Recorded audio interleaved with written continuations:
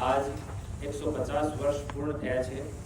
150 વર્ષ પહેલા 1875 માં બંકિમચંદ્ર ચટર્જી દ્વારા વંદે માતરમ ગીતની રચના કરવામાં આવી અને ત્યારે બંગાળ પશ્ચિમ બંગાળની અને પત્રિકામાં સૌથી પહેલી વખત 7 નવેમ્બર 1875ના દિવસમાં પબ્લિશ થયો હતો અને 24 જાન્યુઆરી 1950ના રોજ આપણા બંધારણ માટે जो बनावेली सभा है संविधान सभा द्वारा वंदे मातरम गीत ने राष्ट्रना गीत तरीके अंगीकार करवामां आव्यो।